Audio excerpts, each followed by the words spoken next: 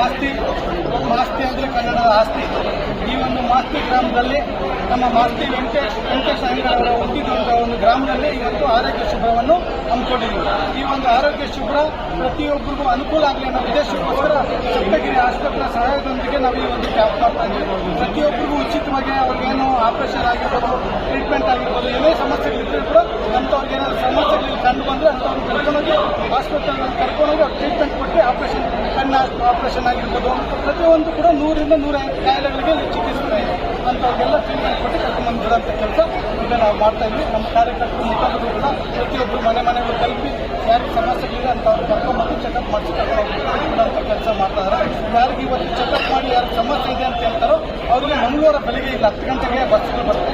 ಆ ಬಸ್ಸಲ್ಲಿ ಕರ್ಕೊಂಡೋಗಿ ಆಸ್ಪತ್ರೆಗೆ ಅಲ್ಲಿ ಟ್ರೀಟ್ಮೆಂಟ್ ಎಲ್ಲ ಕೊಟ್ಟು ಅವ್ರಿಗೆಲ್ಲ ಊಟದ ವ್ಯವಸ್ಥೆ ಆಗಿರ್ಬೋದು, ಪ್ರತಿಯೊಂದು ವ್ಯವಸ್ಥೆ ಮಾಡಿ ಅವ್ರಿಗೆ ಚಿಕಿತ್ಸೆ ಎಲ್ಲ ಕೊಟ್ಟು ಮತ್ತೆ ಕರ್ಕೊಂಡ್ಬಂದು ಬಿಡೋಂಥ ಕೆಲಸ ಆಗುತ್ತೆ. ಇವತ್ತು ಸುಮಾರು ಒಂದು 600-700 ಜನ ಈಗ ನಡೀತಾ ಇದೆ. ಕ್ಯಾಂಪ್ ಇದ್ದು 3 ಗಂಟೆವರೆಗೂ ಇರುತ್ತೆ. ಇನ್ನು ಕಂಟಿನ್ಯೂಗೆ 1-1.5 ಸಾವಿರಕ್ಕಿಂತ ಹೆಚ್ಚು ಇದೊಂದು ಕಾರ್ಯಕ್ರಮದಲ್ಲಿ ಭಾಗವಹಿಸಿ ಜನರು ಅನುಕೂಲ ಪಡಿತಾರೆ. ಅದೇ ರೀತಿ ಪ್ರತಿಯೊಂದು ಗ್ರಾಮ ಪಂಚಾಯತಿನಲ್ಲಿ ಕೂಡ 15 ದಿವಸಕ್ಕೊಂದ್ಸರಿ 10 ದಿವಸಕ್ಕೊಂದ್ಸರಿ ಈ ಒಂದು ಕ್ಯಾಂಪ್ ನಡೀತದೆ. ಆ ಕ್ಯಾಂಪ್ ಎಲ್ಲಿ ಯಾವ ಗ್ರಾಮ ಪಂಚಾಯತಿನಲ್ಲಿ ಮಾಡ್ತೀವಿ ಒಂದು ವಾರಕ್ಕೆ ಮುಂಚೆ ಅಂತ ಗ್ರಾಮ ಪಂಚಾಯತಿನಲ್ಲಿ ವಿಷಯ ತಿಳಿಸಂತ